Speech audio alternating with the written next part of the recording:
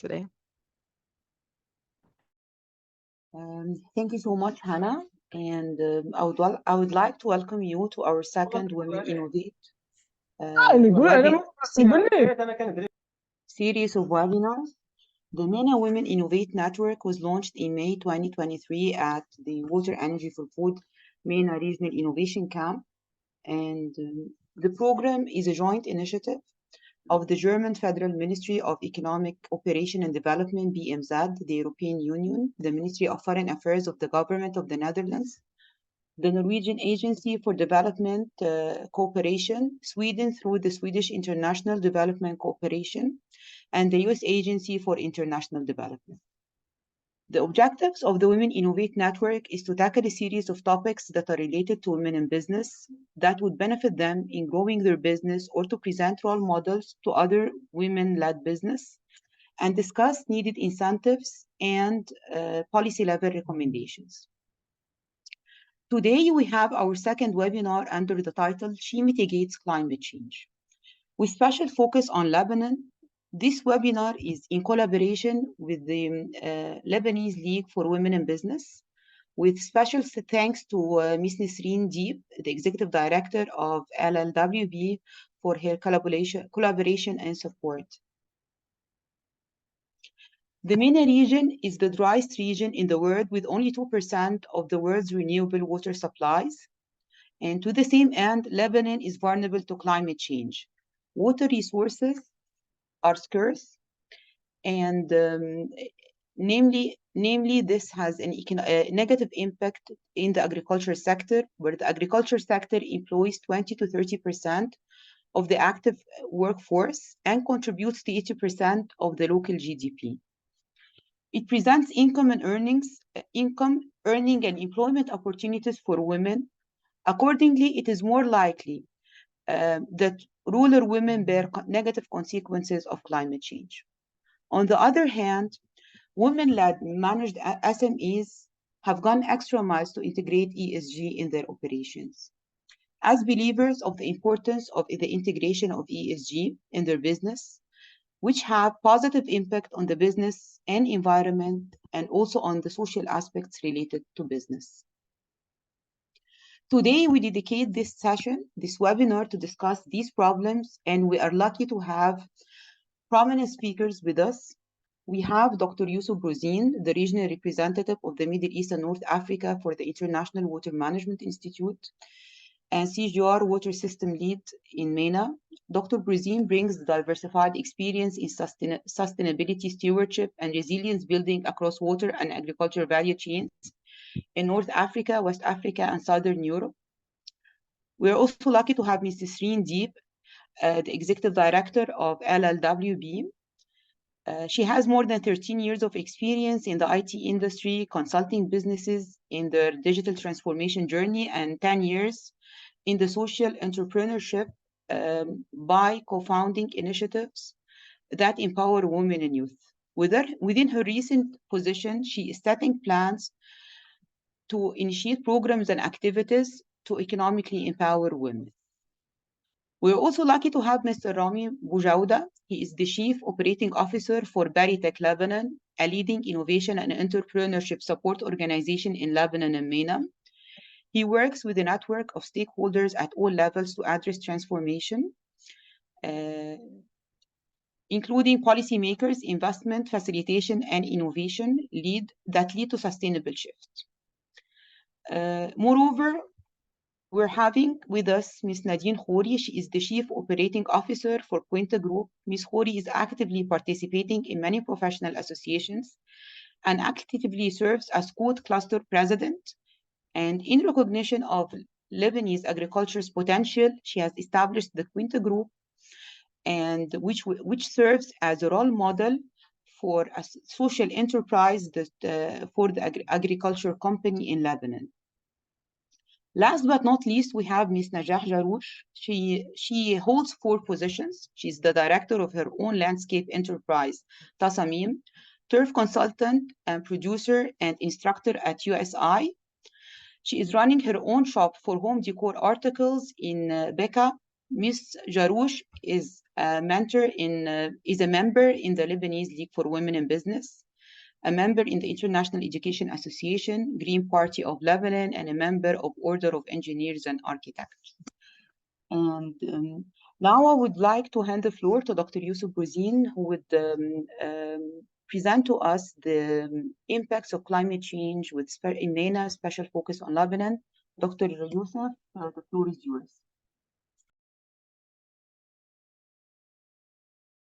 Thank you, Dr. Noura. Hi, everyone, and thank you for having me here today. Let me first congratulate you for the initiative and also for the very relevant topic that you have chosen for this webinar.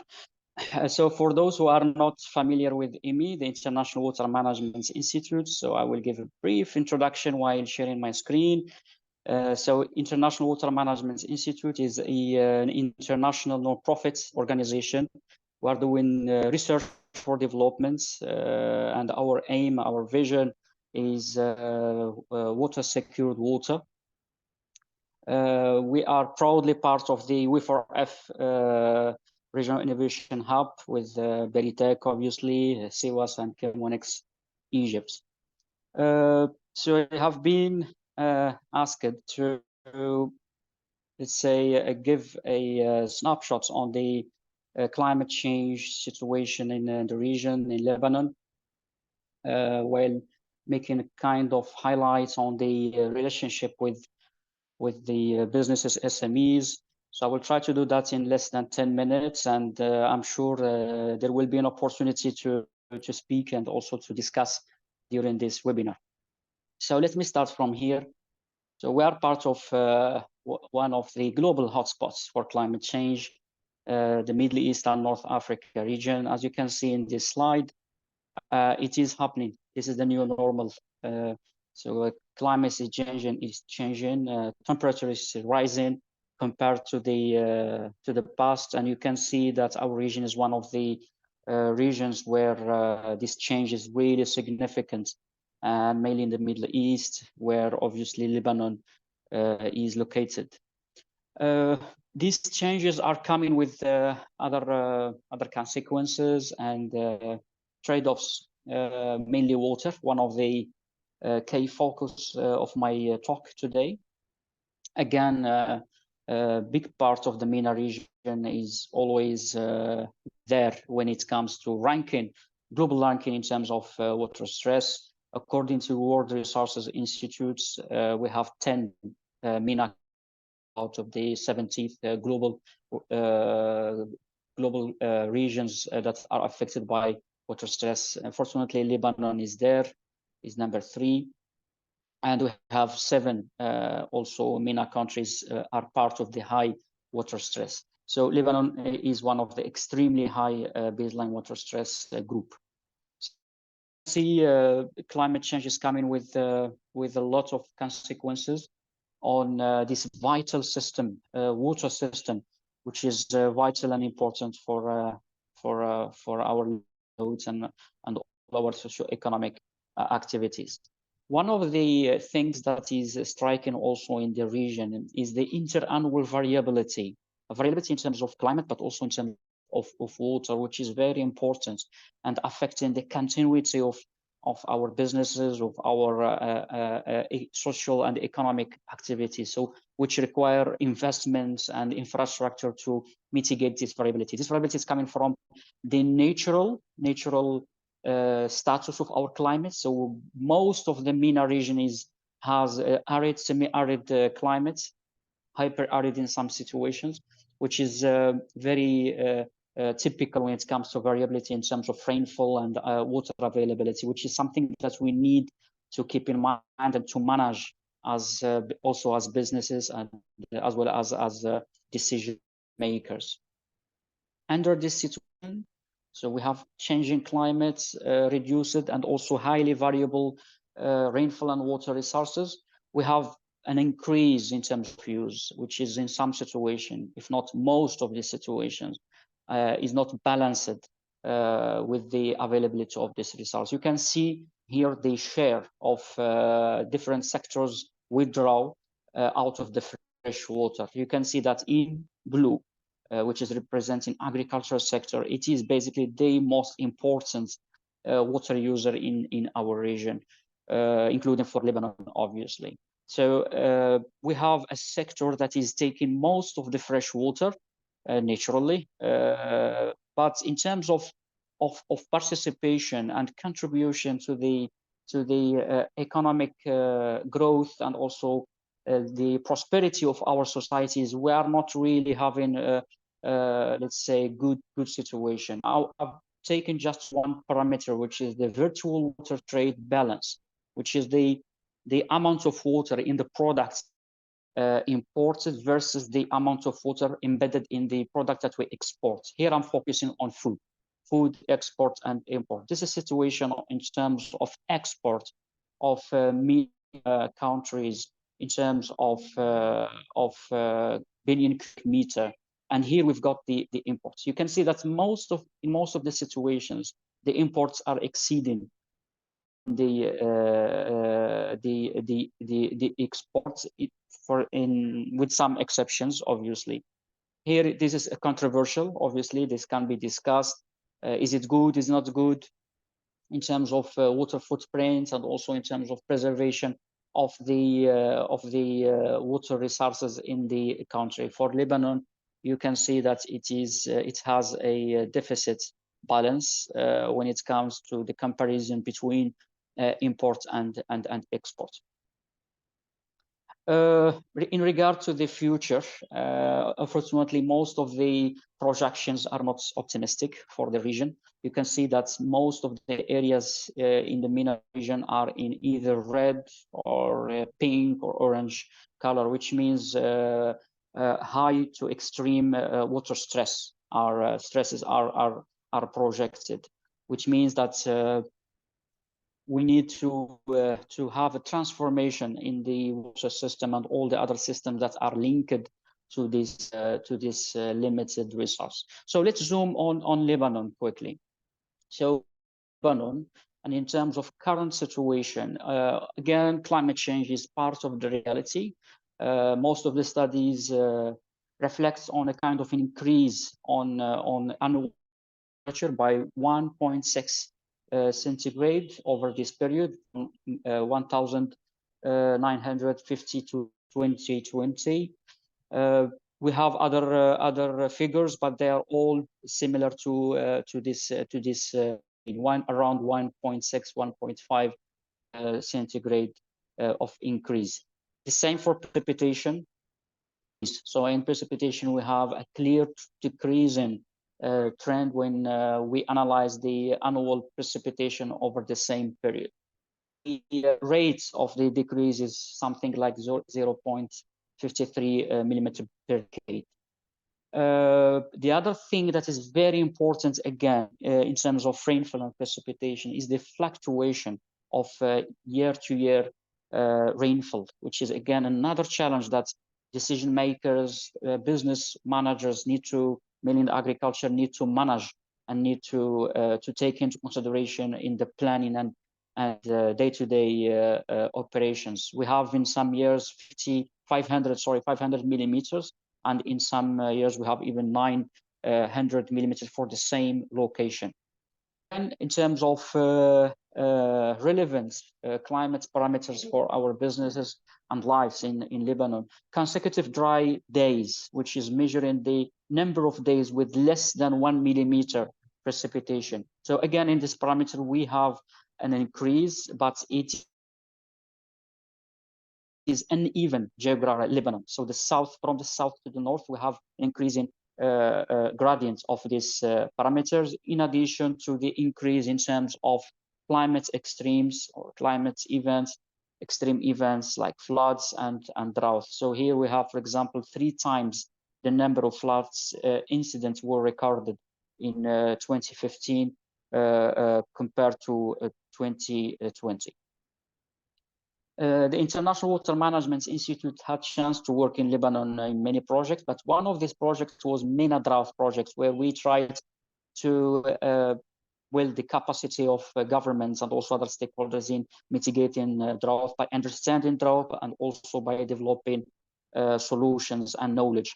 And one of the interesting outcomes of this project regarding this climate extreme is the drought risk distribution. So we have again distribution of the risks of drought over Lebanon. As you can see here in this map, we have more probability of having drought in the southern part of Lebanon compared to the north, which is something to take also into consideration by decision makers and business managers.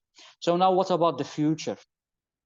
Again, it is not very different from what is going to happen more or less in the MENA region. An increase in temperature. So we have different scenarios, obviously, in terms of climate change over different time scale future. But in overall, we expect an increase in terms of average temperature by 1.6 centigrade to 2.2, depending on the scenario and also depending on the area, because you can see in the map at your right-hand side, will be uneven. Will not have the same increase in temperature across Lebanon, and you can see that the eastern part is probably likely to have more increase.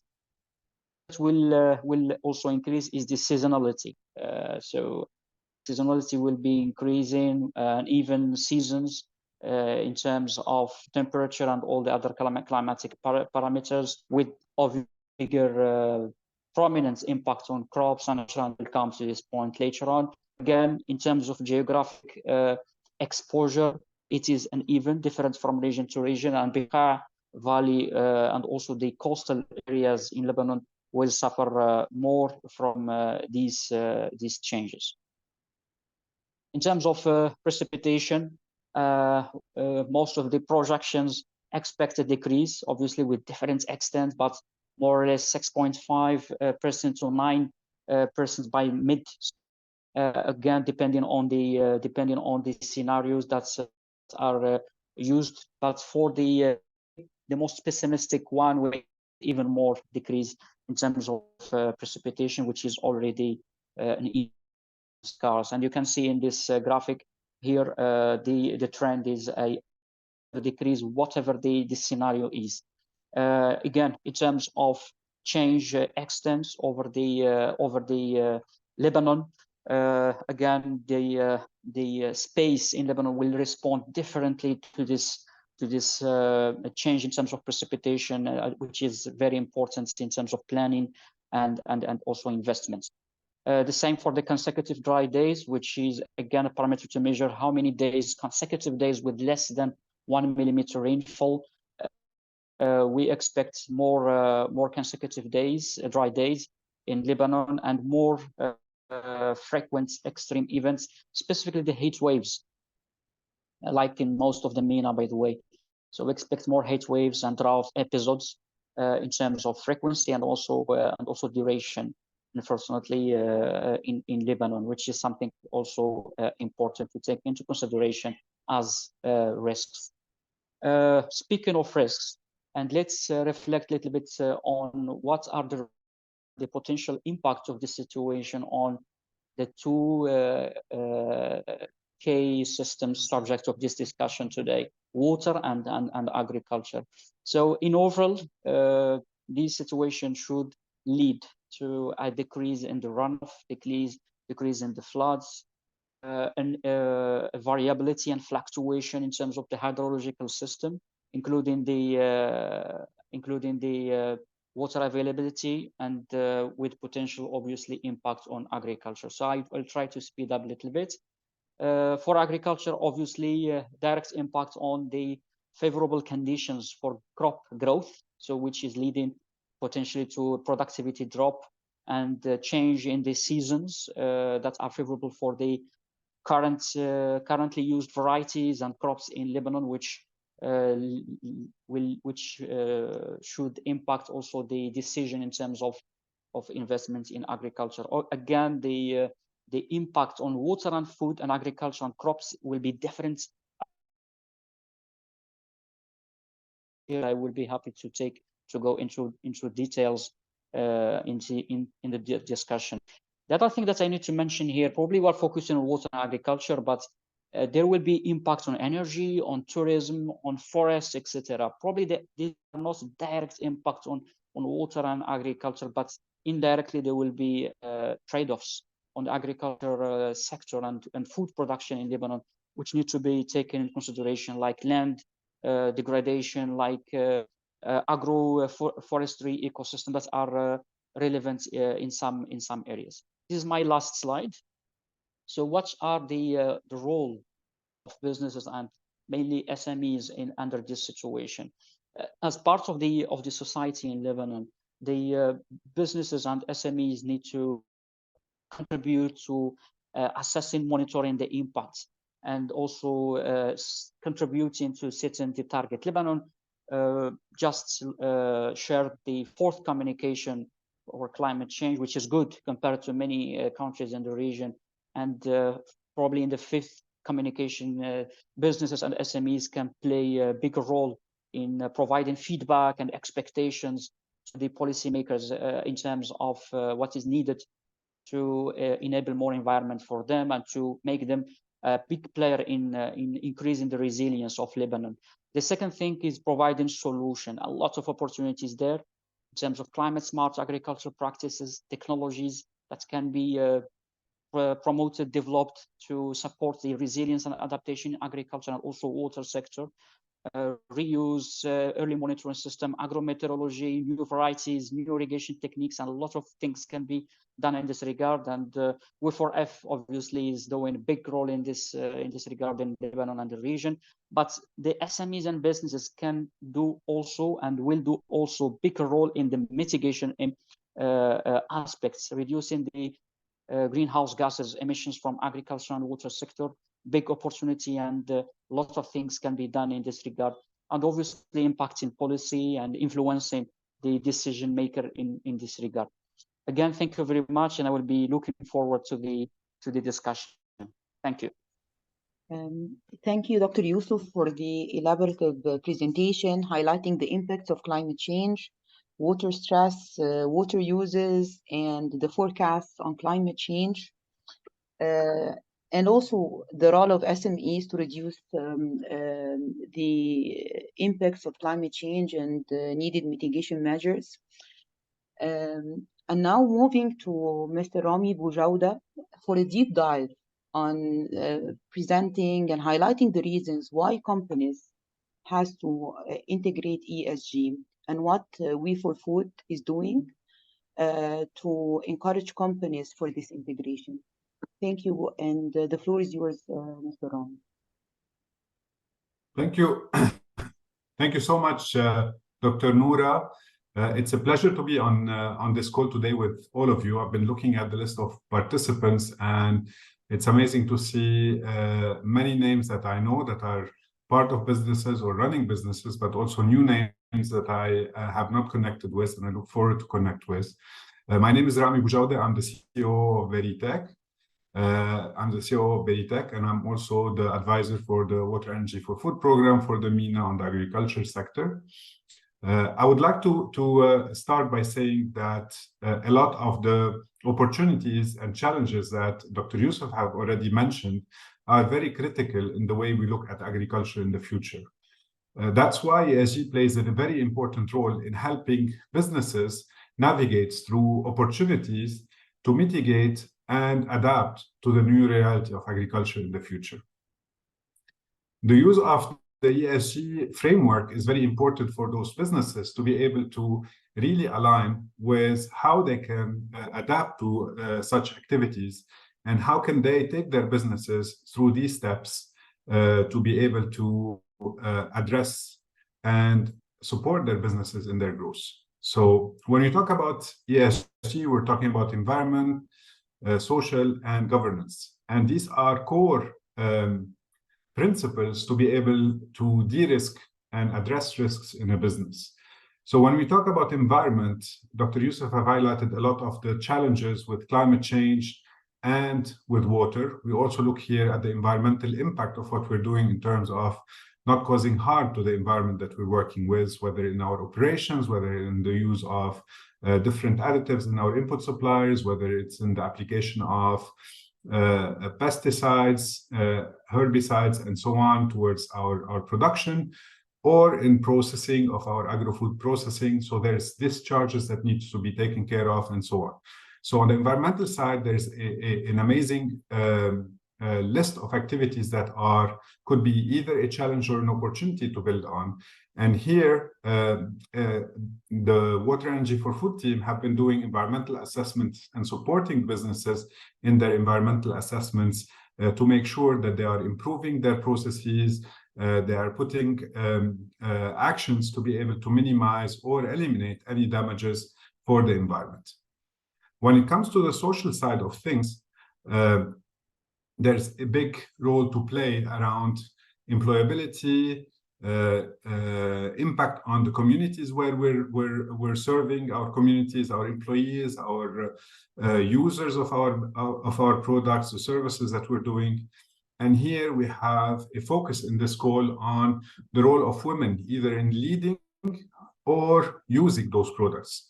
So when it comes to the social aspect of things, I think we're going to hear from our participants as well about how they are looking at gender sensitivity. What they're doing is focusing on their internal team members, but also on their buyers, if they're women-led or women buyers or consumers of their good. What can we look at integrating gender in the way we're dealing with it, and how is this positively affecting the socio-economical aspects of things? When it comes to governance, there is a very important role in ensuring that the governance of every organization is well set. The foundations are right, and it's a core component to look at when we're looking at people investing or companies investing in our businesses. So governance is core because it ensures to the investor that what we're doing as a business is there for the long term. It's building a culture, is ensuring that our books are right, our strategy is clear, we are true to our vision and mission, and we're respecting our contractual relationship with our suppliers, with our sellers, and so on and so forth. So these are important areas to look at. Now, if we're looking at how, as a program, we're looking at selecting. So when we're looking at the selection process at We4Food, we also look at the way we identify our innovators, how we recruit women-led and owned innovator, and we look at it from a gender lens. It's always important for our innovators to help them look at it from a gender lens. So we help them in looking at their manuals, at promoting equal pay, at adapting the work culture to link to the needs of women in what they're doing, and the end users that are buying or benefiting from this company directly or indirectly. Are we really providing them with the needed support so that they can make their business more adapted? At We4Food, we provide a lot of technical assistance in that regard. So we have experts on board, internally in the team and externally, that we work on tailored assistance, technical assistance tailored to the business needs and the business model of our innovators, the businesses that we're supporting, and we work around that to be able to fit their needs and adapt their business to how can they improve it in terms of ESGs. In terms of ecosystem support, we invest a lot in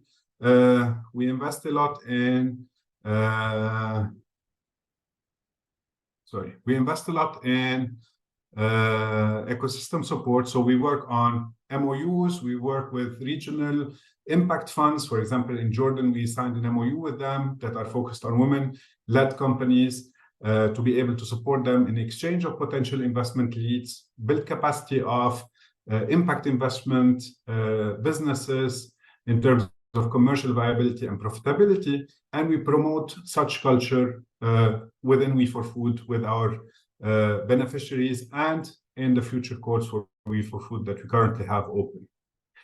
We work also with Tawfiq MFI in Morocco to create an end user scheme for women end users to be buying and using biogas units. So as We4Food, we have been heavily invested in ensuring that ESG practices are there. We ensuring for our businesses, for our innovators, that what they have in terms of needs to be able to reach to investment level are met in terms of ESGs, and we support them all the way to translate what investors are looking for and how can these needs are translated into active participation of those businesses in developing their culture, their tools, their SOPs to be able to meet such requirements, to strengthen their business, to ensure they're ready for the future, but also to make sure that they're doing even better for the greater good of our planet. With that, I go back to you, Dr. Noor. Thank you, Mr. Boujawdeh, for the clear elaboration about why SMEs have to integrate ESG and what Water Energy for Food is doing and the support for various aspects of the ESG with the onboarded companies. And now turning to Ms. Nadine Khoury, the Chief Operating Officer for Quinta Group, to give us her experience and more insights about how she positioned Quinta, what are the key interventions related to ESG, and how do you see and how do you benefited from Water Energy for Food for ESG integration? Thank you. The floor is yours, Ms. Khoury. Hello, everyone. Thank you for having me, Dr. Noura. Hope all is well in this uncertainty and instability. So I'm Nadine Khoury. I'm the COO of Quinta Group, formerly known as Robinson Agri. We are an agriculture input company since 50 years and a greenhouse producer. In 2018, when we started with SDGs and later on with ESG, the mindset of the company shifted from being a commercial company to be a responsible company. And you cannot be a responsible company without innovation or without R&D. And this is what triggered us and made the whole company working in another way. So, and V4F was one of the support in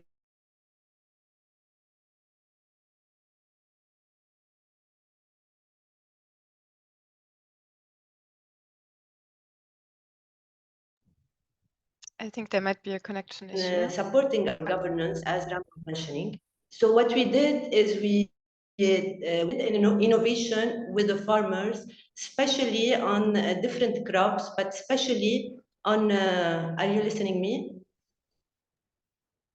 Especially on onions. And as Dr. Youssef was mentioning, the heat waves is not only affecting the drought, it's also affecting the crops by having more viruses, more diseases, less production for the farmers. They are spraying much more. So that's why it's very important to include a good resistant variety that can either be resistant to drought, resistant to different viruses, and by being hybrid, of course, not genetically modified. At the same time, provide irrigation system that do not take a lot of water. It was a new innovation in Lebanon, and what we did is that the approach enabled us to reach more than 1,000 customers or farmers. Out of them, 25% are women. And then they were able to save on water and to save on the around 16 tons of CO2 emission, because when you save on water, you save on the pumps, you save on the energy at the same time. So if we have SMEs with us now on the panel, I suggest everyone to be part of the V4F. They will they will let you think differently. You will be able really to expand and to grow. We cannot grow anymore now without the ESG. We have to do an impact. We have to be different and for the new generation, for the environment, for the world where we are living, we have a responsibility. And this responsibility, you cannot do it alone. You need partners with you. You need stakeholders that together with the stakeholders and with the expert, your company will grow. As Ramy mentioned, we are working also internally on our team. So the team of Quinta Group is 40% women as a senior position. Even at our nursery, we have all workers are women. And we are trying as much as possible to promote agriculture for women. So either it is starting, we are going as Quinta Group to schools and to universities and to explain to them the importance of studying agriculture, because this is the importance of where the world is going. If we want to eat good, healthy food, we have to have women on board. If we want to grow a new generation, we have to have women on board. And this is it in a nutshell. Thank you so much, Ms. Khoury, for your elaboration. And I would like to reiterate and reconfirm what you have mentioned, that we cannot grow without ESG. And I would like to hand the floor to Ms. Najah Jaroush to also share with us her experience in her company in integrating ESG. Thank you, and over to you, Ms. Najah. Hello, everybody, and thank you for having me in this very important session about she mitigates and adapts. During these hard conditions, as Nadine said, we have to be careful and respectful of our resources and protect them with all the forces that we have. I will zoom into my background. I come from the biggest area in Lebanon, a 40% agricultural area from the valley of Beqa. It is the greatest area of agricultural production. Before the 50s, I will take you back, before the 50s, there wasn't any water availability in the area. So most of the products or crops, they were grown from rainfall precipitation rather than from artesian wells. And after that, during the 50s, people started digging artesian wells, 150 or 200 meters deep, to access water for their agriculture. Hence, the production of agriculture in this area moved from grains, cereals, to vegetables and fruits, or fruits and orchards. And this led to another industry, another agricultural industry to be created, which is the food industry, whether in conserve or the sugar beet factory or other industries in the agriculture. And this followed through the years with the availability of water and the fertile soil that we have in the valley of Beqa. This led to the animal farming. And the animal farming led to the forage production, whether it's alfalfa or other products that the cattle ate for the production.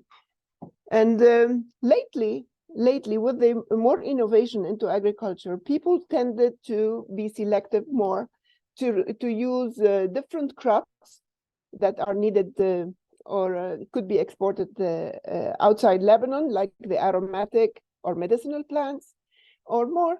There's a new sector evolving now. It's about ornamental plants. And this is where I am as a landscape business. I am into the production of turf grass, and I sell turf grass. I was the leader I started in 1997 to produce grass for the Lebanese market. And of course, we have to be aware of the usage of water.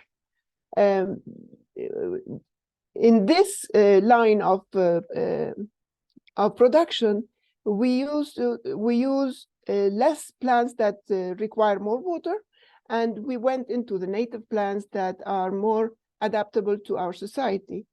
As Ramy was saying, that the the ESG, we have to follow that and secure our relationship with the clients and with the environment.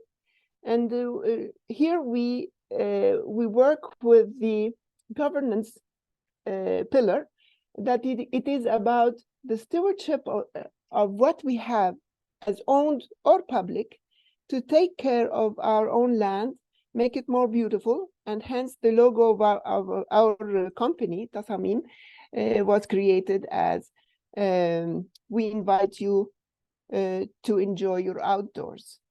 And this is the continuity of our plan.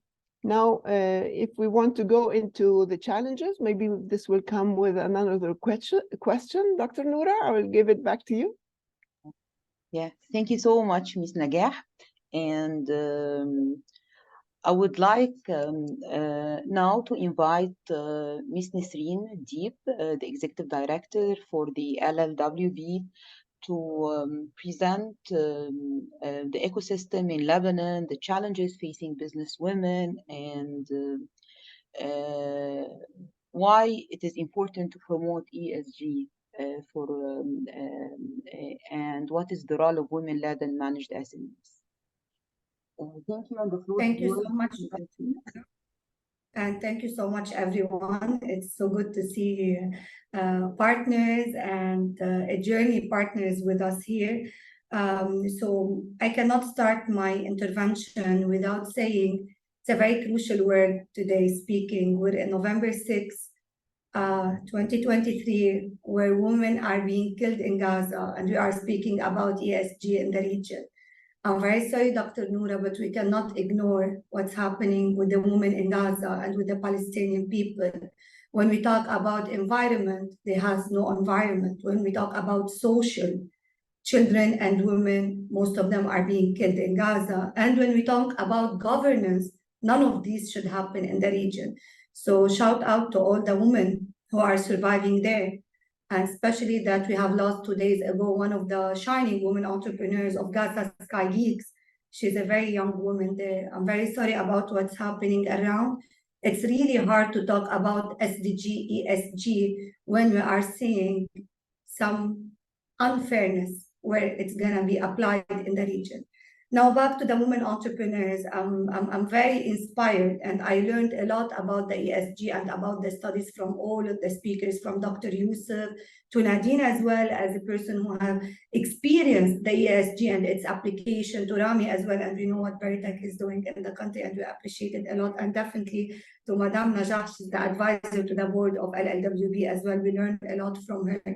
Now I'm going to bring you back to a bit of the discussion. When we were preparing this panel discussion, I remember Nadine posed a question to me, and she asked me, Nasreen, women and ESG, what do you think? Do you think that women do not apply? What I want to say, yes, we do have more a capacity to adapt for the ESG. We women tend more to be positive towards applying the ESG, but the challenging, Nadine and the audience, is very big when it comes to women-led businesses. So this is Nasreen Deep. I'm the director of the Lebanese League for Women in Business. LLWB, it's registered in 2006, and it was very active starting 2015. Only in the past 2 years, LLWB has supported more than 2,000 beneficiaries and provided more than 15,000 training sessions, business development training sessions, and all what it takes for a woman to succeed in her business, basically.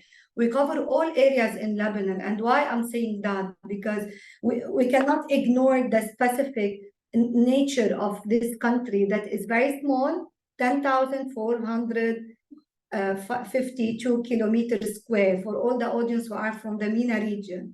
Yet this country, its diversity is more than 10,452 kilometers square. We are a very diverse country. The challenges of women entrepreneurs in Beirut, in the capital, differ from the women entrepreneurs in the Bekaa, in the north, to many other regions. So in each and every worldwide challenge or country-specific issue, Dr. Noura, we find that each region can answer or can react differently, because the needs and the challenges per region can be very different from the other region in this very small country, because again, our nature, the environment is diverse, the opportunities are even more diverse when it comes to different areas in Lebanon. What LLWB have noticed in the recent few years, and with a big focus on the region like north of Lebanon and Bekaa, where women in the agri-food sector and then in the agriculture sector have shined a lot.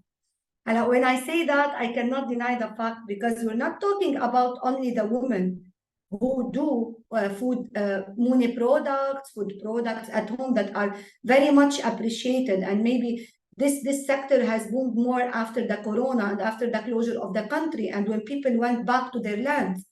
But even women can innovate when it comes to the environmental issues. We have one of our shining entrepreneurs has won an award over tens and hundreds of entrepreneurs in Germany because she used recycling and upcycling product and something like you can use for your decorating your house.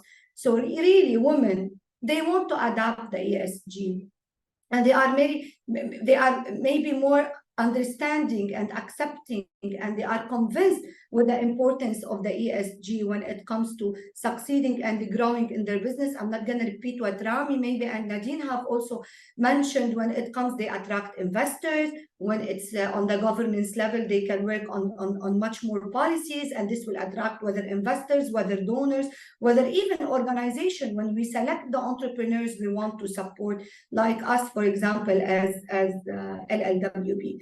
So when it comes to what do they need in order to do that? Yes, we want to adapt. We have multiple discussions with women entrepreneurs, and they say, yes, we want to work on the environmental issue. We want to support the sustainability or the social, and we want to have diversity in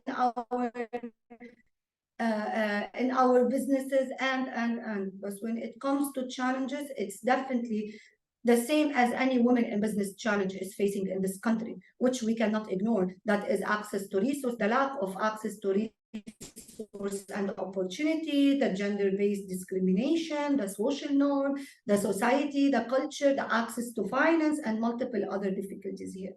What we are trying to do within LLWB, back to our work, we have supported over the years hundreds and thousands of businesses and farmers as well.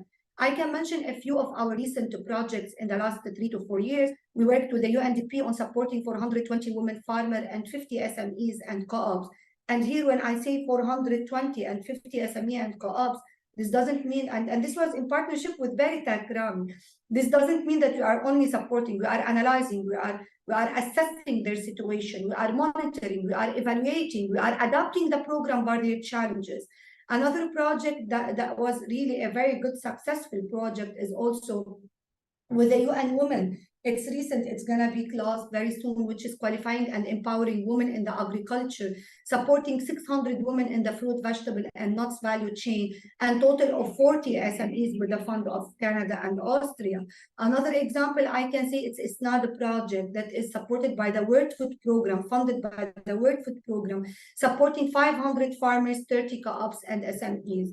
And the list is really big. Qadirat is one of the beautiful programs LLWB has done for more than 3 years and a half with the support of Drasa's Foundation, with 100 women-led startups and 20 women SMEs, in addition to our Ardak initiative that is now a very well-established SAL company, and other than the urban farming training, and the list is beautiful. How many have succeeded? 20%, 15%, 10%, and we can notice that. We can outreach hundreds, Dr. Noura. We can support thousands, Dr. Noura, but we are living in a very challenging country where keep supporting them, keep investing in them, taking them to the right path, to the ESG path, is something very hard. And it can be affected as a woman business by multiple things: access to finance, business-to-business linkages, business promotion and marketing, networking opportunities, access to market. Maybe some of them, they showed that we want to really advance in the ESG. We want to get trained about the ESG. Last but not least, in each challenge, there is an opportunity. Ramy and the Lebanese people with us, and Najah and Nadine, we didn't hear about the word governance really maybe in 2005, 2006, 2010, right? When there is a lot of corruption and when there is a lot of challenges in a very small country, you will start the leaders of the country, the real leaders of the country, not the leaders on the seats of the country. There is a big difference. start speaking about the governance. When there is a corruption, you need to bring the governance to the table. The opportunity here is that we as LLWB, multiple businesses recently are approaching us where they want to get trained on the governance, where they know now they are appreciating the importance of having the right policies and the procedures within their own businesses. Why I'm saying that? We have a job, all of us here, with the investors, with the business support organization, and with the donors. We need to enforce this as a criteria when we want to support women businesses. Yet, we cannot enforce it as a rule. We can support them on the journey if really they want to succeed here. And thank you. Thank you, Nisreen, for this very informative highlight about the challenges facing women in business, and highlighting that challenges differs from region to region and from a business to a business.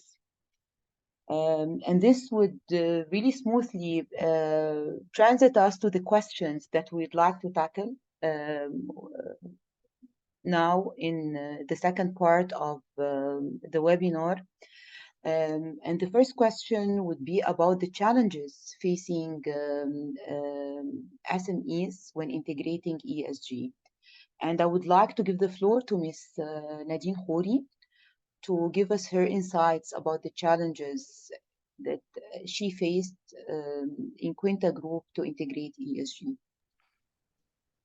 Thank you, Dr. Noura. Thank you, Nisreen, also. Before starting with our challenges, I would like also to highlight that now we are seeing a lot of women entrepreneurs in the agri-food sector. We didn't see this before. As president of Quinta, the first agri-food innovation cluster in Lebanon, we have around 30% of women owners, either in olive oil, and they are gaining huge awards worldwide, or in dairies, or in poultries, or in wineries. So we are seeing now some women pop-ups in the agri-food and agriculture industry. Also, we have farmers either growing berries or growing avocados. And why I am mentioning this, yes, it's only few percent of this, but because now the surrounding area is supporting women to be more entrepreneur, we are facing a lot of challenges indeed. And as Nisreen mentioned, Lebanon is very small, but has a lot of diversity and a lot of biodiversity also in the agriculture sector. So you think every part of Lebanon is a different country. It's not like we are all having the same, although we have the same culture and we have the same values, but we have different mentality. So one of our main challenge in Quinta Group was our clients. The client is the farmer, and to measure what the farmer is doing and doing this ESG and the impact on the farmer, you don't have exact data. It's very difficult to bring really the data from the farmers, because you have 80% of Lebanese farmers are small farmers. So this is one of our main challenge. Of course, the second challenge is financial, because as an agriculture company, you have to give credits to farmers, and then they will have to pay you back later on. And after the crisis, this was almost reduced because no banking sector. So this was another main challenge. The third challenge is the lack of awareness. People, even on the high position, they don't know what is ESG. Imagine when you are discussing or working with most of your clients are coming from the rural areas. So that's why one of our responsibility and our agriculture engineers' responsibility is to let them understand and to do the mind shift in their thinking. And it is not direct. So it's been like 5 years we are working on SDGs and 3 years on ESG. We can start by now seeing some difference.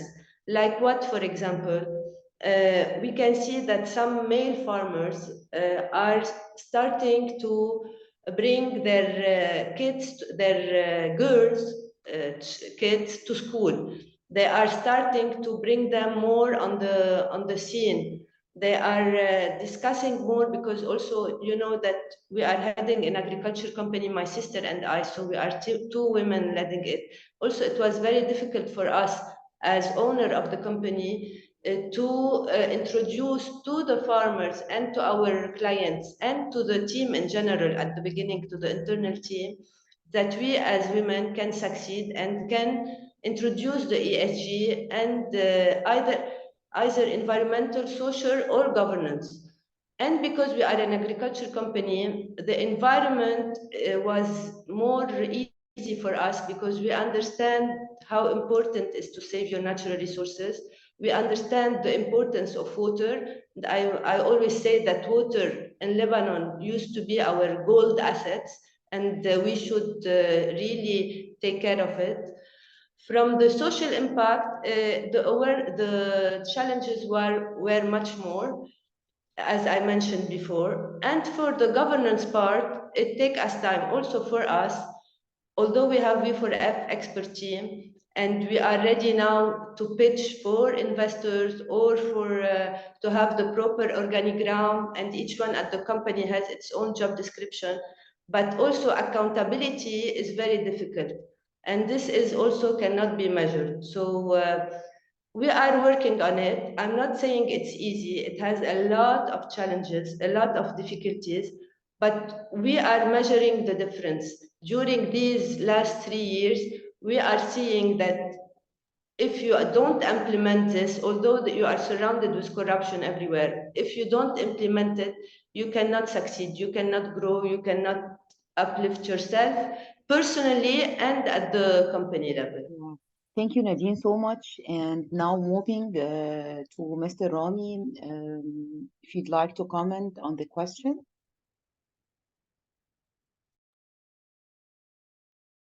I can't but second Nadine. I've been seeing her and Rula in action in what they're doing. We've also interacted a lot with their clients and with their team.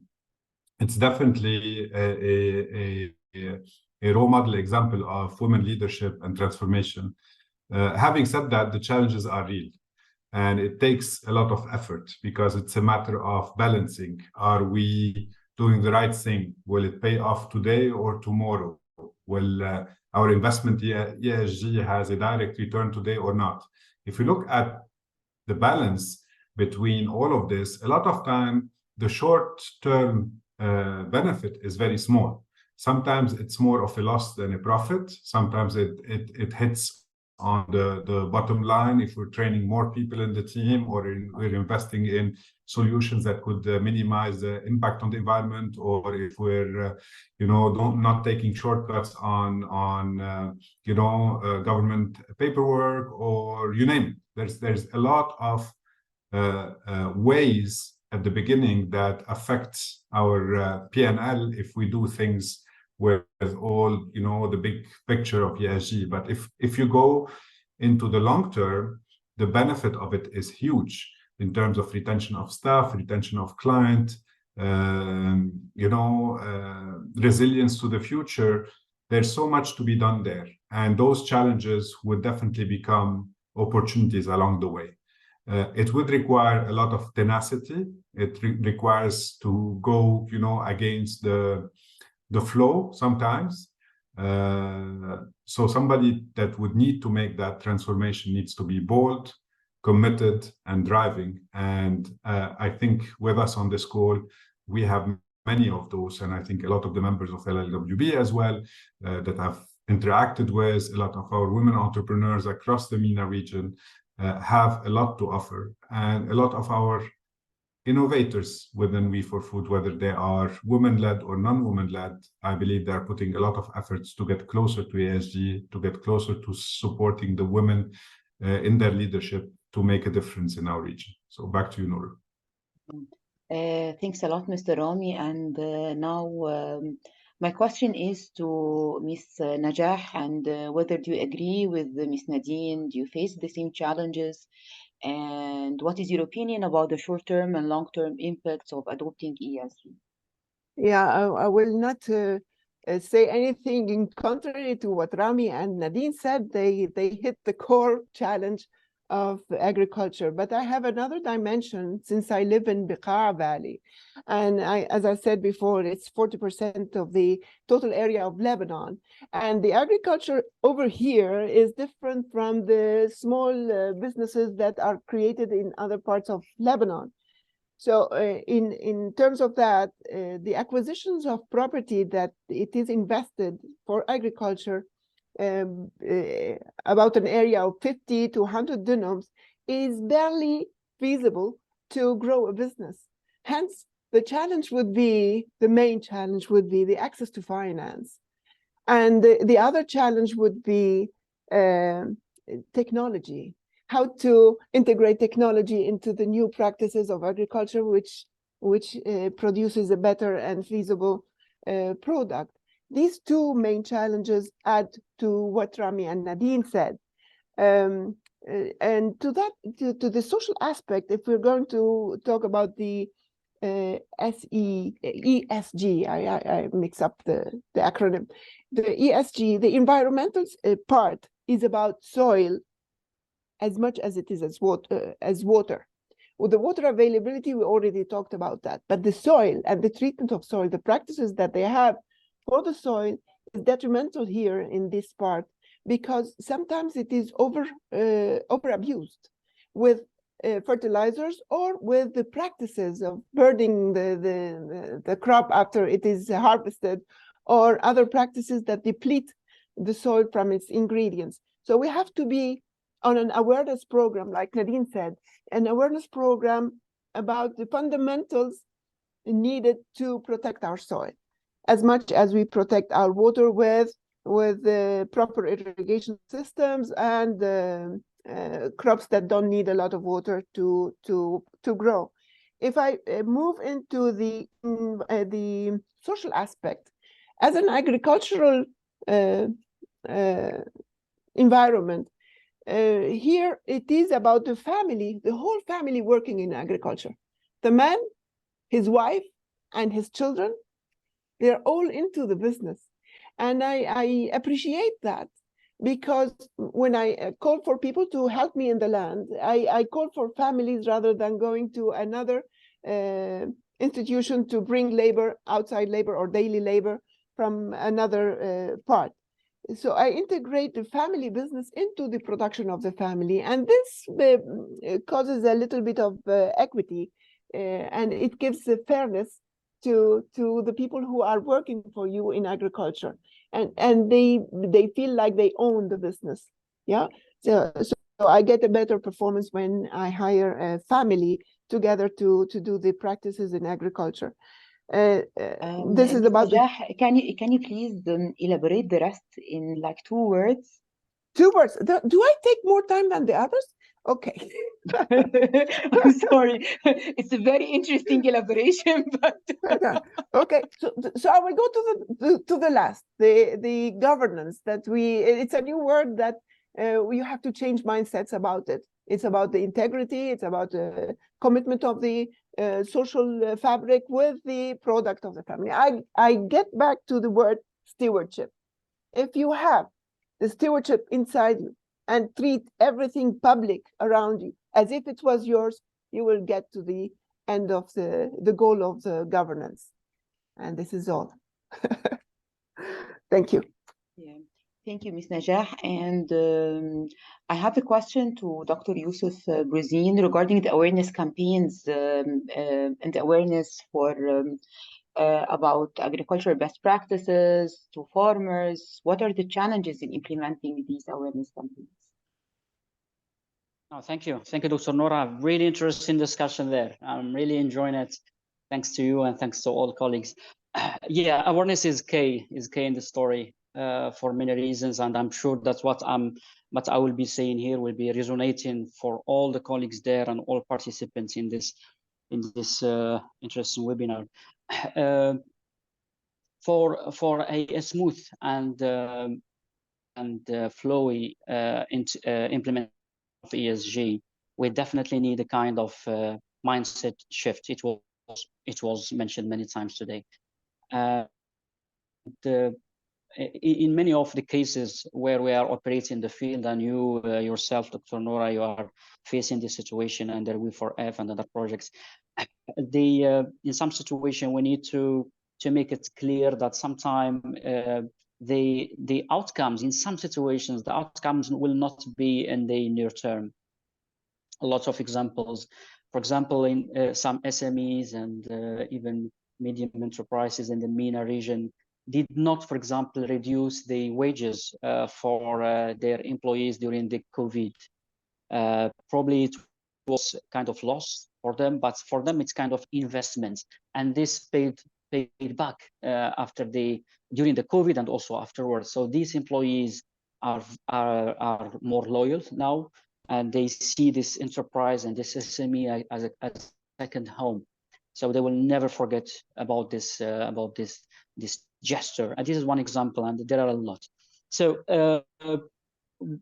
one of the challenges that need to be tackled in the awareness building is the demonstration, especially in the food and agriculture sector. Farmers believe what they see. So we need to increase this kind of demo pilots with similar conditions to the farmers' conditions to make them to build their buy-in, and in addition to focus group sessions, using the narrative of this population is very important as well. And we, in some situations, we use also kind of travels tours to make them see other experiences where other technologies and innovations are used to either build the resilience or to implement kind of sustainable governance, or also gender good practices. So we are basically demonstration, understanding their needs, and also finding the tweaks to help them in shifting their mindset. Over. Yeah, thank you, Dr. Youssef. And now moving to the second question, and I would like to start with Ms. Nasreen Deep about what is needed for, like, what are the financial and non-financial incentives that is needed to encourage SMEs to integrate ESG? There are two things here about this question, Dr. Noura, which is first, I want to really have more focus on the women SMEs. And number two is the financial situation in this country. We've been into many discussions recently in the last 3 years. I'm not sure if the audience knows, but unfortunately our banking system has collapsed, or they told us that they have collapsed a few years ago.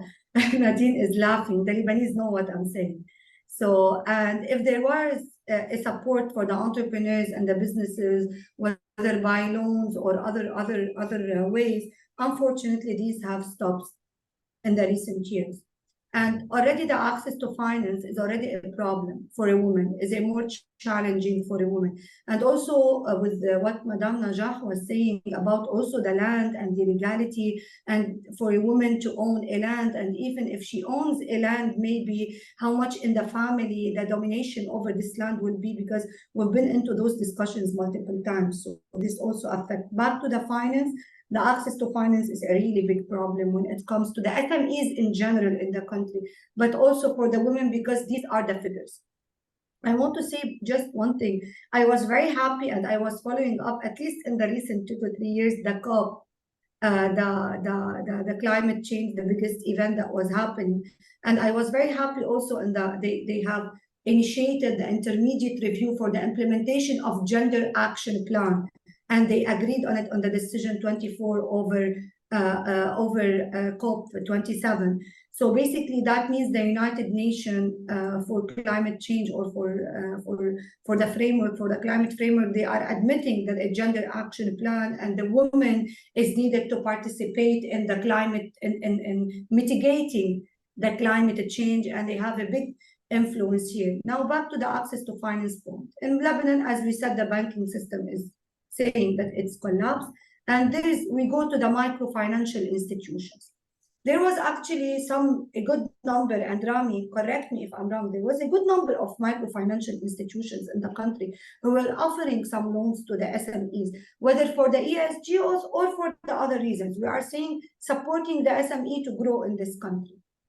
Unfortunately, now, maybe in the recent month, as I knew that they are getting back on track, but very slowly, because they need the investors' support, they need the donor support. Here at LLWB, also with the new board, we have a new strategy to mobilize the investment in a way for the women businesses, or to support gender diversity and inclusion, and women specifically when it comes to investment.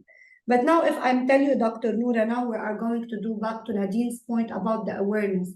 If we are going to do a survey in the country, we have money, for example, we have access to finance, the banking is working great, and what do you need support? Most of the businesses, they will tell you, yes, we need money. Where are you going to put your money? It's our role to first mobilize and try to get investment, and trying to mobilize the microfinancial institution, maybe the banks after that. For what? For the ESG. And how we do that, Dr. Noura, we need to convince the financial institutions about the importance of the ESG before getting to the business. You know something? There is a carrot here. The business, if you give her the carrot, they will implement the ESG. Let's be very realistic. If you tell them, you will take this loan with 10% interest if you don't implement ESG, while 5% interest if you have more women in the upcoming 5 years, they will implement ESG. Maybe it's easier. But going to the people who should provide finance and invest on the ESG, this is the hardest job. The access to finance, we are trying now at least to mobilize the network and to speak that women SMEs and women business, the access to finance is a main challenge. So we need to get back the financial institutions on track, maybe with the support with the investor. And this is what at least I can see it. The Lebanese diaspora, they play a huge role here, and they should play a big role in the future. They should support and invest in businesses in the country. And thank you. Thank you so much. And now moving to Ms. Nadine Khoury, I would like to hear from you in 2 minutes. What is the needed financial and non-financial incentives to encourage SMEs women-led SMEs to implement ESG? I think Nisreen covered them all, Dr. Noura. What we can do is to highlight the success stories of the companies that have started with ESG, and to highlight them, not only to highlight them as wow, bravo, no, to highlight and to see to measure what did they do while implementing ESG. So you can, for example, if you have implemented the solar panel, or if you have started with doing your own composting or anything, you can see results out of it. And now with the high price of energy, for the ESG, it's easier to measure in some aspect of it. So first, we have to highlight these success stories and to show it more.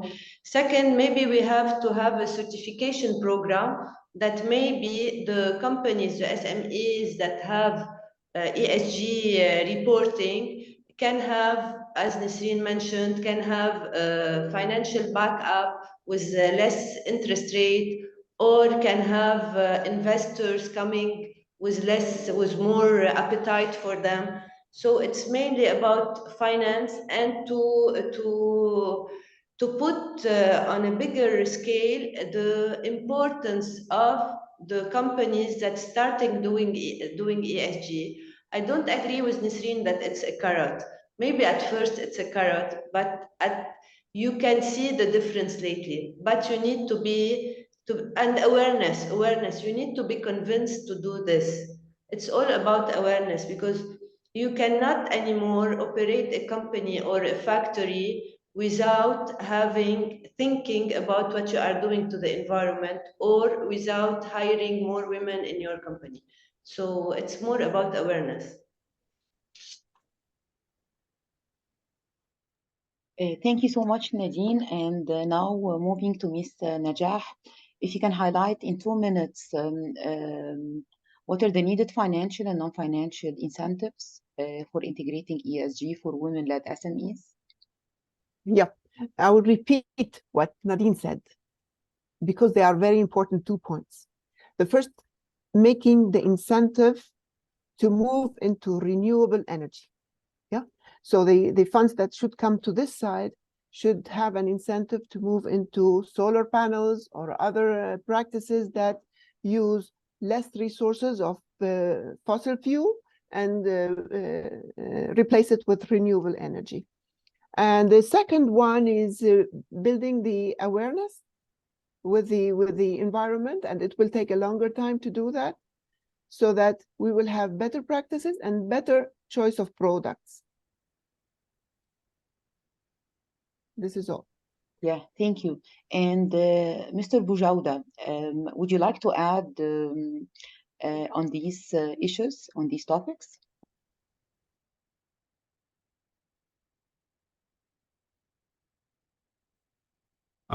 I would definitely second what was said by Nadine and Najah. I would add to it because Najah talked about solar. I would add to it water treatment, reuse of water in agriculture, looking at circularity as a way to bring in the environmental component stronger in what we do as operations, which is also very, very important in what we're doing.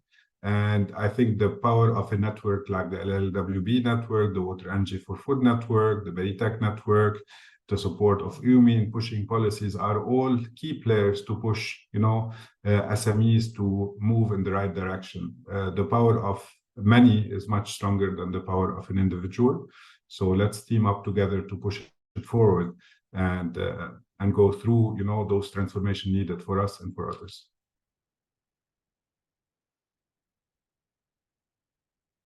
Thank you so much. And now moving to the third question about what is the needed policy level recommendations to encourage SMEs namely women-led SMEs to integrate ESG. I would start with Dr. Youssef, if you can give us your thoughts about this question. Yeah, thanks, Dr. Noura. Yeah, as an international organization striving for the sustainability of the water system, I will start by this one. So we think that not only in Lebanon, but most of MENA countries, we need more regulatory settings and monitoring efforts for the water system, also the agriculture and land systems. Because we can't make ESG practices in something that is not sustainable, but we need to control it. We need to understand it first. So monitoring and preservation of the water, in addition to other systems, land and agriculture, are key.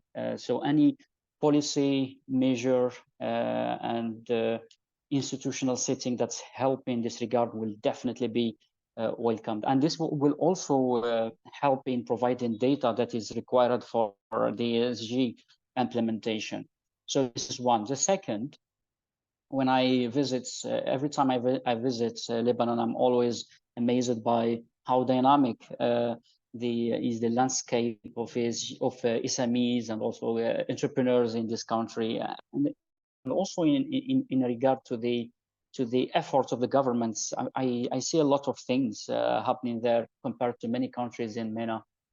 Probably what I would recommend today is kind of a measure, policy measure or institution that consolidates and anchor all these initiatives, either for the finance or for enabling the regulatory landscape for SMEs to export or to bring innovation or to import technologies to Lebanon. I think probably we might need a kind of mechanism that consolidates all these initiatives and make it accessible and easy to be used by the SMEs while implementing ESG.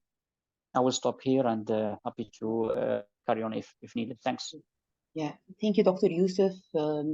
And Ms. Nisreen, would you like to add your insights in 1 minute about what is the needed policy recommendations? Personally, I will quote what was agreed in the last COP conference, where they said, and they adopted in their intermediate review of the implementation of the Gender Action Plan, recognizing that the full, meaningful, and equal participation and leadership of women. That means we need policies to encourage women to reach the board positions. For example, LLWB has drafted a law for the women on board to reach 30% of board of organization by 2030. In all aspects of the United Nations climate framework process, and in national and local level, climate policy making and action is vital to achieving long-term climate goals, while noting that the importance of mainstreaming a gender perspective is a respective work stream also for the United Nations climate change. So what I want to say, in any policy related to the ESG, in any policy related to the SMEs, there should be a gender perspective of this policy. While when it comes to women-specific policies, we can say we need to encourage women to facilitate the registration, the regulation, their even access to finance, and also definitely to reach board positions on policy decision-maker positions. Thank you so much. And Mr. Boujawdeh, would you like to add your insights about what is the needed policy-related recommendations? I can't say more than what Nisreen has mentioned, being also a member of LLWB, and what Youssef has mentioned. So I would just second them in this. There's no need to repeat.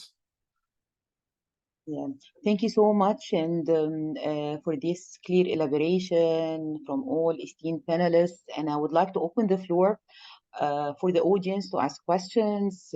I have seen a question by Miss Antoinette. If you'd like to say your question, please unmute yourself.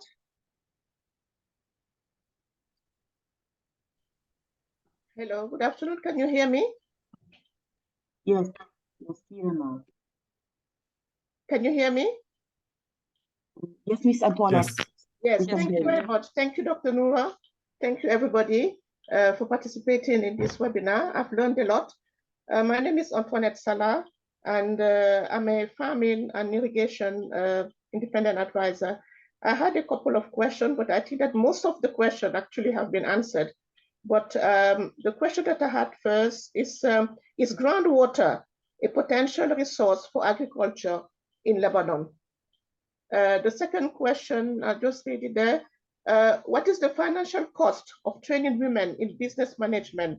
Are there subsidies or loans? Thank you. Yeah, thank you. I believe that Dr. Youssef, would you like to answer the first question regarding is the groundwater potential for agriculture in Lebanon?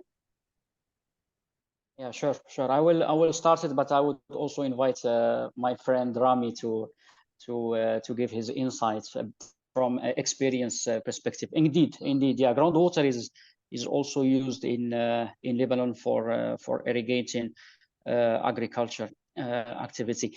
I mean, this is another side of the how critical is the situation, not only in Lebanon. I mean, it's the same everywhere. So we have overpumping in some regions in Lebanon, basically in the most intensive growing areas like Beqa.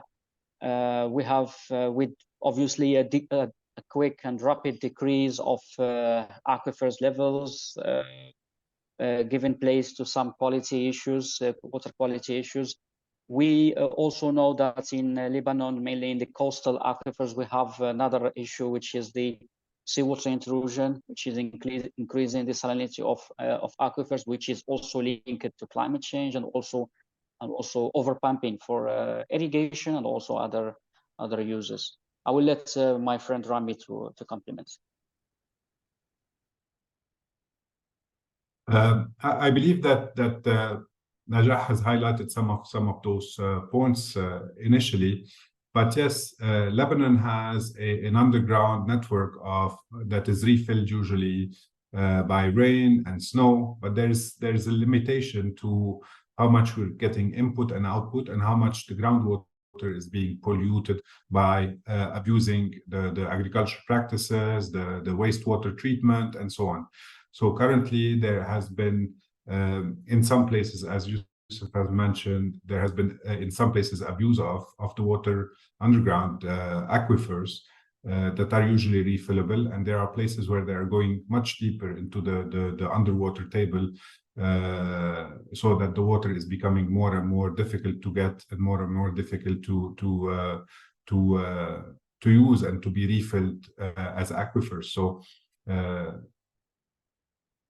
there is potential, but it's like everything else. It's using with moderation, using with proper scientific guidelines, and optimizing on what we're doing with the water when we irrigate. Are we using it in an abusive way? Are we using technology or techniques or practices that are reducing the water use for getting the same input? All of those are important factors that we need to look at. For example, we're seeing a big increase in the solar water pumping.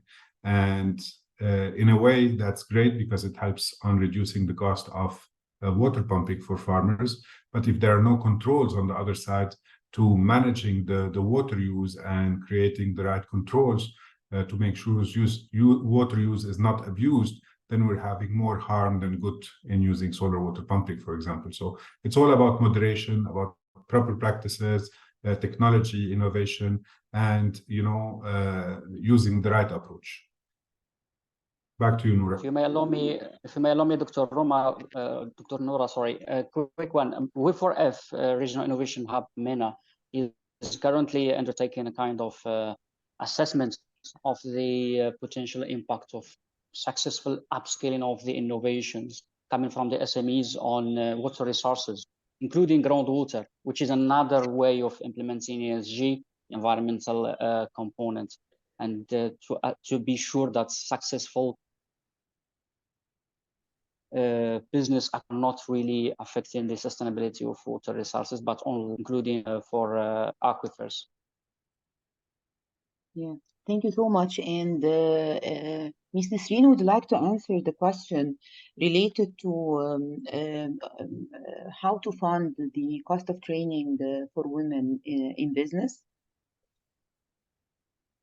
Yes, sure. First, thank you so much for asking this question. I would have loved maybe the audience just to introduce themselves and what they do maybe at the beginning.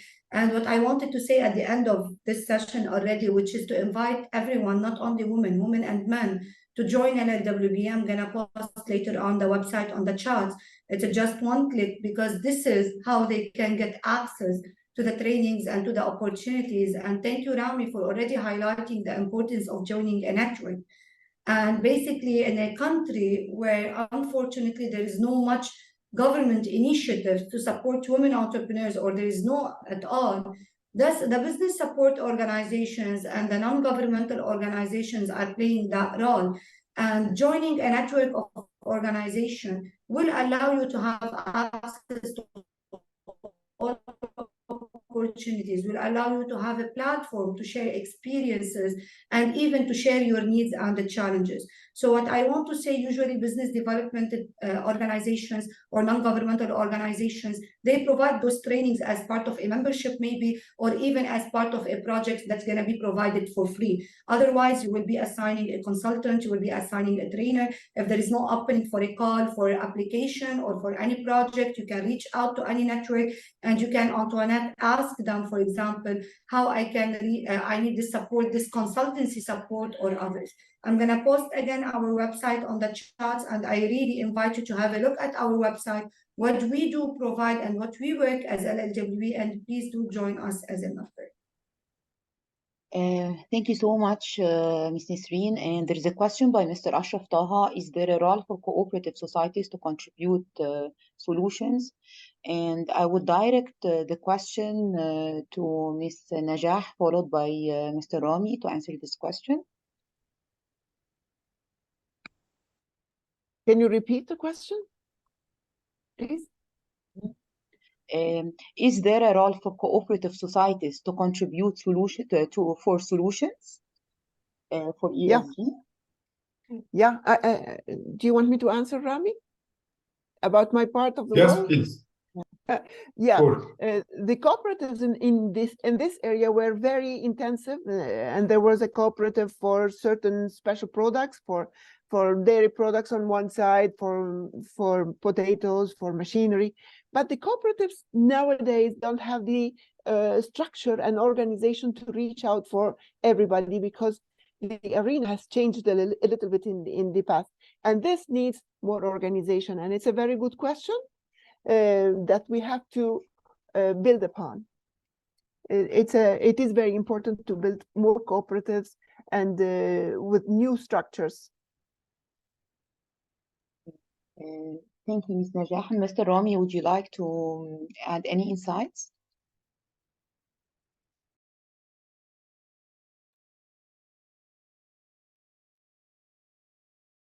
I would can you repeat the question, Noura, please? Because Sure. It is there a role for cooperative societies to contribute to solutions regarding ESG solutions for cooperatives? Can they contribute to solutions? for sure they can. One of the challenges in cooperatives in Lebanon, at least, is governance. We have a challenge with governance and management in cooperatives. A lot of them do not necessarily have an active board to direct, and the management is usually a volunteer management role that is not defined.